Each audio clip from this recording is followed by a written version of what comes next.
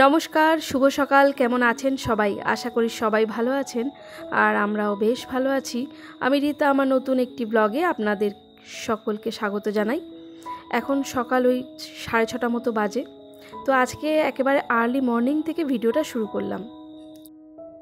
অন্যান্য দিন বাসি কাজকর্ম সেরে নেওয়ার পর একেবারে স্নান টান করে পুজো দিয়ে তারপরে ব্লগটা শুরু করি, কিন্তু আজকে ভাবলাম না, বাসি কাজকর্ম কখন থেকে শুরু করি, কি কি কাজ করি সেগুলো আপনাদের সঙ্গে আজকে একটু শেয়ার করি, তাহলে ভিডিওটা একটু অন্য রকমের হবে।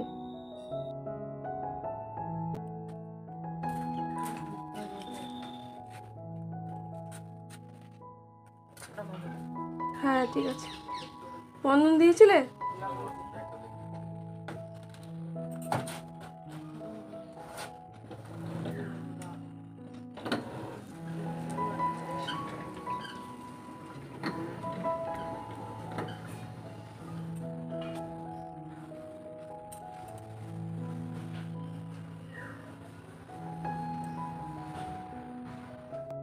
আজ বুধবার আর আজকে কাজের পরিমাণটা একটু বেশি আছে, রুটিনটাও একটু অন্য রকমের। তো আগামীকাল তো বৃহস্পতিবার, তো ভেবেছি আজকে মাথাটা একটু শ্যাম্পু করব। এবং আমি অনেকটা সকালেই এখন স্নান করে নিচ্ছি। আর এই একটু ঠান্ডা ঠান্ডা যে আমেজটা পড়েছে, তো এই সময় সকালে স্নান করছি অবধি ঠিক আছে, তা ভাবছি আবার যদি শ্যাম্পু করি তাহলে যদি ঠান্ডা লেগে যায়, কারণ রাতের দিকে অনেক সময় ফ্যান চালানো হয়। তো আমার খুব একটা দরকার পড়ে না, ওই সোনার বাবার ওদের একটু দরকার হয়, কারণ ওরা অনেক সময় দেখি ঘেমে যায়, কিন্তু আমার খুব একটা দরকার হয় না। বেশ এই ঠান্ডা ঠান্ডা ওয়েদারটা আমার বেশ ভালোই লাগে, বরঞ্চ ফ্যান চালালে আমার একটা শীত করে, তো আমি হালকা পাতলা একটা ব্ল্যাঙ্কেট গায়ে দিই। তো তাতেই দেখি যে সকালবেলা উঠলে এক সময় গলাটা একটু হালকা ব্যথা ব্যথা করে, তো বেলার দিক হলে আবার ঠিক হয়ে যায়। তো তাই ভাবছি যে সকালে তো স্নান করছি, যদি আবার এই সকাল সকাল শ্যাম্পু করি তাহলে যদি আবার গলা ব্যথা করে, আবার ঠান্ডা লেগে যায়, তাহলে হয়ে যাবে মুশকিল, কারণ ঘরের কাজকর্ম তো করতেই হবে, এগুলো আর কি আর করবে বলুন। আর শরীর খারাপ নিয়ে ওই কাজকর্ম করতে বড্ডই কষ্ট হয়। যাই হোক, এইসব ভেবে ভাবলাম কিছু এক্সট্রা কাজ আজকে করি, আগামীকাল যেহেতু বৃহস্পতিবার একসঙ্গে সমস্তটা করতে পারবো না। তো তাহলে এগুলো করতে করতে অনেকটা বেলা হয়ে যাবে, আর তারপরে স্নানটা করে নেব। আর আজকে সকালবেলা একেবারে ফ্রেশ হয়ে গেছি, মানে বাসি জামাকাপড় ছেড়ে চা খেয়ে নিয়েছি, চা বিস্কুট খেয়ে নিয়েছি। তো সোনাও বেরিয়ে গেল বাবার সঙ্গে, কারণ বাজারেই একটা কাজ আছে, তো একটু হেল্পারের দরকার, কারণ মোয়ের ওপর উঠে যখন ইলেকট্রিকের ওয়্যারিংয়েরই কাজ আছে, তো তখন ওই স্ক্রুড্রাইভার বলুন, প্লাস বলুন বা হাতুড়ি, যেটা টুকটাক দরকার পড়ে, বারবার মই থেকে নিচে নেমে সেটা নেওয়া না একটু অসুবিধে, তো একটু হেল্পার হলে ভালোই হয়। একজনকে বলেছিল, তো উনি কোনো কারণে আসতে পারবেন না, তাই সোনাকে নিয়ে গেল, বা টুকটাক একটু হেল্প হয়ে যাবে সোনাকে নিয়ে গেলে, তাই বেরিয়ে গেল। আর আমি ততক্ষণে ভাবলাম ভালোই হয়েছে, ফাঁকা ঘরে কাজকর্ম করতে বেশ মজা, জানেন তো। তো তাই একেবারে ঝটপট এই ঘরটা ভালো করে মুছে নিলাম। প্রতিদিন আমি এই ঘরটা মুছতে পারি না, গ্যাপে গ্যাপে মুছি, কারণ এত কিছু পরিষ্কার করতে গেলে আমার মনে হয় দুনিয়া থেকে আমিই পরিষ্কার হয়ে যাব। কারণ এই যে পুরোটা আপনারা জানেন, বলার কিছু নেই, কারণ প্রত্যেকটা হাউস ওয়াইফের কতটা দায়িত্ব থাকে, কতটা কাজকর্ম থাকে উইদাউট মেড। যাদের মেড আছে, হেল্পিং হ্যান্ড আছে, তাদেরও যে করতে হয় না তা নয়, তবু তাদের একটু সুবিধা হয়, কিন্তু যাদের নেই তাদের কতটা কষ্ট। তো এর মধ্যে আমি ঘরটা মুছে নিয়েছি। আর তারপরে এখন ভাবছি সামনেই তো দীপাবলি, তো সেই পুজোর আগে আমি কিচেনটা পরিষ্কার করেছিলাম, তারপরে অনেক দিন হয়ে গেল সেভাবে করতে পারিনি, সোনার শরীর খারাপ ছিল। তো সে একটু বা এখানে যে কন্টেনারগুলো রাখি মশলার, সেগুলোর ওপরও একটু হালকা হালকা ময়লা রয়েছে, তো ভাবছি একটা সাইড পরিষ্কার করব, পুরোটা পারবো না, কারণ পুরোটা এখন আর করতে পারি না, পুরো সমস্ত সংসারের কাজ রয়েছে, রান্না বান্না বাসন মাজা সমস্তর সাথে এই একটা প্লাস এই কাজটা অ্যাড হচ্ছে, তো একসঙ্গে করাটা একটু অসুবিধে হয় না, এখন আর পেরে উঠি না। তো যাই হোক, এইখানে মশলাটা মানে বানাই, মিক্সিটা থাকে, তো কি হয় যখন মিক্সিতে মশলা করি অনেক সময় মশলার জলটা ছিটকে এই দেয়ালটায় লাগে, তো একটা স্পট পড়ে গেছে, তো জল দিয়ে পরিষ্কার করতে গেলাম, ঠিক হলো না, তাই আবার স্কচ ব্রাইট নিয়ে এসে ভালো করে পরিষ্কার করলাম। তার সঙ্গে মিক্সির এই তারটাও একটু ময়লা হয়েছে, তো ওটাও করলাম, মিক্সিটাও একটু, মেশিনটাও একটু পরিষ্কার করে নিলাম, কারণ সব সময় এগুলো করা হয় না, একটু উপর দিয়ে মুছে নিই, কিন্তু একটু ডিপ ক্লিনিং করতে গেলে সেটা তো আর সবসময় হয় না, তাই ভাবছি আজকে যখন করছি এটাও একটু করে নিই। আর তার সঙ্গে এখানে কন্টেনারগুলো আছে, ওগুলোও একটু করে নেবো। সময় তো অনেকটাই লেগেছে এই সমস্ত কাজকর্ম করতে, কিন্তু ক্যামেরাটা আমিও একটু স্পিডে রেখেছি, যাতে আপনাদের দেখতে একটু সুবিধা হয়, কারণ অতটা সময় ধরে ধৈর্য দিয়ে দেখতে কারোরই ভালো লাগবে না, তাই না? যাই হোক, আমিও চেষ্টা করছি যতটা অল্প সময়ের মধ্যে এই দিকের কাজটা গুছিয়ে নিতে পারি, কারণ সোনাকেও খেতে দিতে হবে, হাজব্যান্ডকেও খেতে দিতে হবে। আর দুজনের খাবার দু রকমের, সোনা খাবে রুটি আর হাজব্যান্ডের জন্য ভাত, তাহলে আমাকে দুটোই করতে হবে। তো রান্নার দিকে তাড়াতাড়ি চলে আসতে হবে, এখনও স্নান পুজো সবই পড়ে আছে। তো এই দিকটা মোটামুটি হয়ে গেছে, এখন এই কন্টেনারগুলো একটু পরিষ্কার করে নেব, ব্যাস। তারপরে কিছু জামা কাপড়ও ভিজিয়েছি জানেন, কারণ বৃষ্টি তো এখন বিদায় নিয়েছে, আর প্রতিদিনই তো জামা কাপড় কিছু না কিছু হচ্ছে, সোনার, তারপরে সোনার বাবার, এমনকি আমারও। তো আজকে দেখলাম যে যখন এত কাজ করছি, বেলা করে একটু স্নান যখন করবই, তার আগে ভাবছি তাহলে জামা কাপড়ও কেচে নেবো। আর এর মধ্যে সোনা একবার চলে এসেছে, তো আমি বাজার দিয়ে পাঠিয়েছি হাজব্যান্ড, তো ওকে বললাম ঠিক আছে তুমি একটু বসো, কিছুক্ষণ বাড়ি থাকো, তোমার খাবারটা করে দিই, তারপরে বাবারটাও করে দেবো, একেবারে নিয়ে যাবে। তো এর মধ্যে কি করেছি, আমি ভাতটা কিন্তু বসিয়ে দিয়েছিলাম জানেন, কারণ আমার তো চেঞ্জ করা হয়ে গেছে, তো অসুবিধে নেই। তো ভাতটা একদিকে হচ্ছে, আর এদিকে আমি এদিকের কাজটাও করে নিচ্ছি। আর তারপরে স্নানটা করে এসে আটা মাখা আছে, তো সোনাকে একটু রুটি বানিয়ে দেবো, আর তার সঙ্গে ভাবছি ডিম আছে ঘরে, একটু পেঁয়াজ আলু দিয়ে ভুজিয়া টাইপের বানিয়ে দেবো। তো অলমোস্ট কাজ আমার প্রায় এদিককার হয়ে গেছে, এখন বাকি রয়েছে জামা কাপড়গুলো কেচে দেওয়া। তো এদিকটা বেশ সুন্দর হয়ে গেছে, ঝকঝকে। আর এই রান্নাঘরটাই তো আমরা হাউস ওয়াইফরা বেশিরভাগ সময়টা কাটাই, তাই এইটা যদি একটু ঝকঝকে ক্লিন চকচকে থাকে, তাহলে আমাদের মনটাও বেশ পজিটিভ থাকে।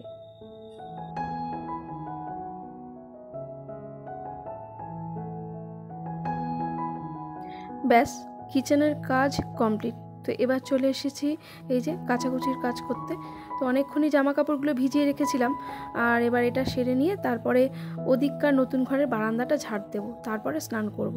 আর এই দেখুন না, এখানের যে প্লাস্টিকটা চিন কাগজটা টানানো ছিল ওপরে, সেটা তো ওই ঝোড়ো হাওয়াতে একেবারে ফেটে ফুটে গেছে।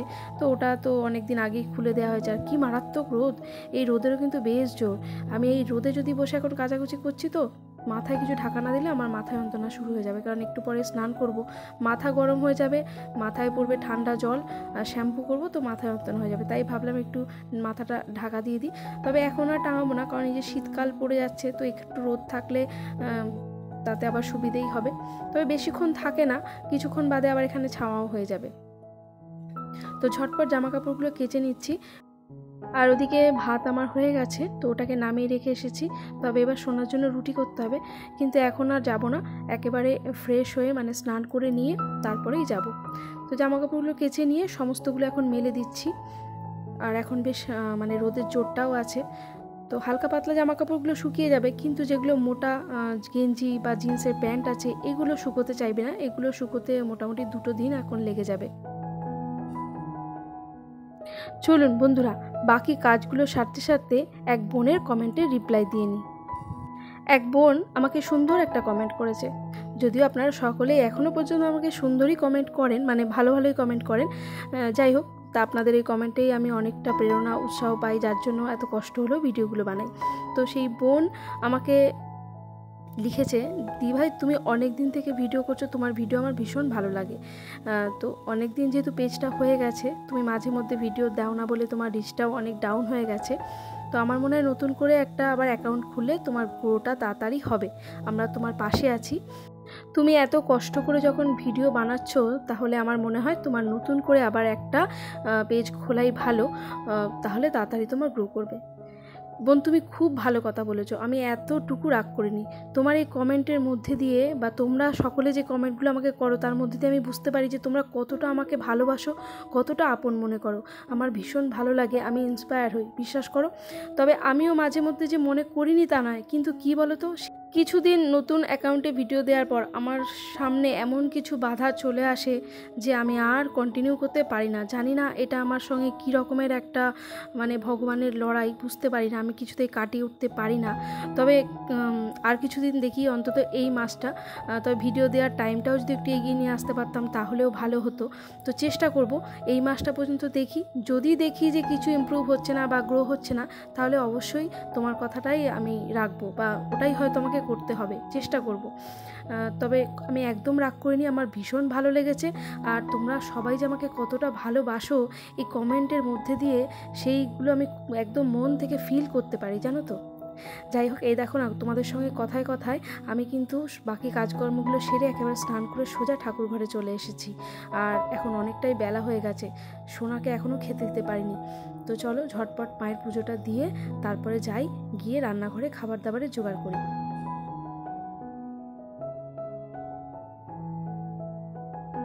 যেমন কথা তেমনি কাজ, চলে এসেছি রান্নাঘরে। আর আলুটা কেটে নিয়েছি, মানে পেঁয়াজ আলু ভেজে ডিমের ভুজিয়া বানিয়ে দেবো। তো ওই সময় ভিডিও শ্যুট করতে ভুলে গেছি, তাই এই যে পেঁয়াজটা কাটা শুরু করেছি তখন থেকে আবার ক্লিপটা নিলাম।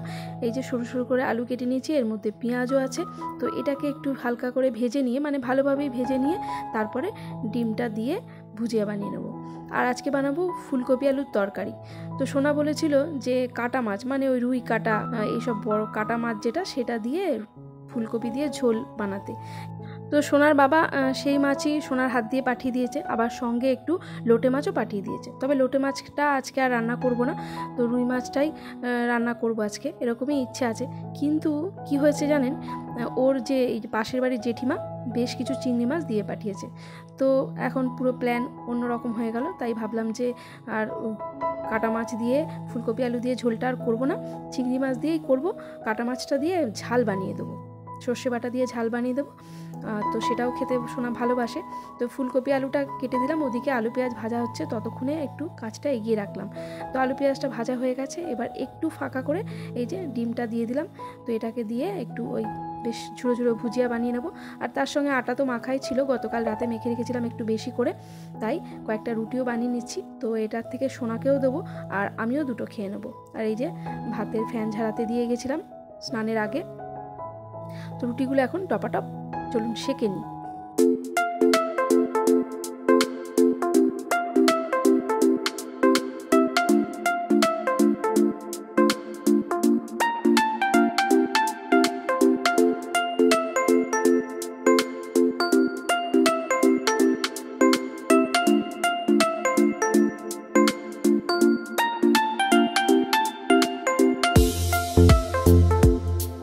রুটি বানানো আমার হয়ে গেছে।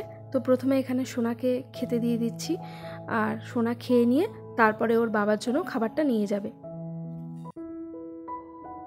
সোনা ঘরে খাচ্ছে, আর আমারও মারাত্মক খিদে পেয়ে গেছে, কারণ এখন প্রায় ধরুন ওই 10টা মতো বাজে। কোন সকাল থেকে সেই কাজ করেই যাচ্ছি, 1 কাপ চা আর বিস্কুট খেয়েছি, ব্যাস। এখন পেটের মধ্যে প্রচণ্ড জ্বালা দিচ্ছিল। তো আমি আগে খেয়ে নিলাম, খেয়ে নিয়ে এই যে ভাতটা এখন তুলে নিলাম। আর হাজব্যান্ডের জন্য গরম গরম ভাত, ডাল আর আলু সেদ্ধ। আর গতকালে অনেকটা পরিমাণে পাঁপড় ভেজেছিলাম, ওই যে আলু পোস্ত করেছিলাম, তো সেই পাঁপড়টা রয়েছে। তো এটাকে এখন টিফিন বক্সে দিয়ে দিচ্ছি। আমার কাছে ওই ছড়ানো যে গোল মতন টিফিন বক্সটা ভেতরে কোথাও রয়েছে, তাই এই লম্বা মতনটায় দিয়ে দিলাম। সঙ্গে একটা থালাও দিয়ে দেবো, আর দিয়ে দেবো পাঁপড় ভাজা আর একটা জলের বোতল। তো এটা দিয়ে সোনাকে গুছিয়ে দিয়ে এখন আগে ওকে ছেড়ে দিই, তারপরে রান্নাবান্নার দিকে যাব, মানে দুপুরে কি রান্না হবে।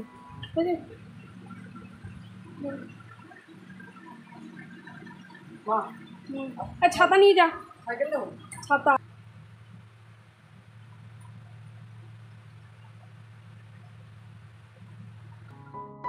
সোনাকে তো ছেড়ে দিলাম, চলুন এবার স্পেশাল করে দ্বিতীয় রাউন্ডের চাটা আগে খেয়ে নিই, তারপরে রান্নাবান্না শুরু করব।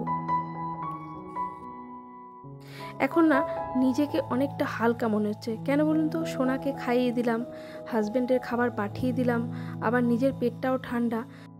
এখন সুন্দরভাবে চাটাকে আমি এনজয় করব, তারপরে দুপুরে রান্নাবান্নার পার্ট শুরু করব। আর ওদিকেও বেশ খানিকটা গুছিয়ে রেখেছি, মশলা বাটা আছে, সবজি কাটা আছে, তো বেশি সময় লাগবে না। যাই হোক, আবার শুরু করে দিলাম রান্না। এখানে আলুটা প্রথমে ভেজে নিয়েছি, আর এখন ফুলকপিটা না, মানে আগেই আমি একটু গরম জলে ভাপিয়ে নিয়েছিলাম নুন আর হলুদ দিয়ে। এর একটা সেই হালকা কেমন গ্যাস হয় না, তো ওটাও কেটে যায় বেশ সুন্দরভাবে। তো হালকা করে এখন ভেজে নিয়ে আলুটাকে প্রেসার কুকারে দিয়ে দিয়েছি, ওটা সেদ্ধ হতে থাক। নামানোর আগে একটা সিটি দিয়ে ফুলকপিটা শুধু নামাবো। এরপর কড়াইটাকে আমি আবার ভালো করে ধুয়ে নিয়েছিলাম, তারপরে মাছগুলো ভেজেছি, নাহলে মাছগুলো না কড়াইতে আটকে যেত, মানে লেগে যেত। তো এরপর সর্ষেটাও বেটে নিয়েছিলাম। মাছগুলো ভাজার পর 3 পিস মাছ শুধু আজকে ঝাল দেবো। সর্ষে, টমেটো, কাঁচা লঙ্কা ভালো করে পেস্ট করে নিয়ে পাঁচফোড়ন দিয়ে সর্ষেটাকে ভালো করে একদম সাঁতলে নিয়েছি। তারপরে এই যে ভাজা মাছগুলো ছেড়ে দিয়েছি। তো এই যে বেশ একটা মাখা মাখা মাছের ঝাল হয়ে গেছে। আর এবার এই যে চিংড়ি মাছ, এটাকেও এক ফাঁকে বেছে নিয়েছি। এসবের ভিডিও ক্লিপ আমার আর নেওয়া হয়নি।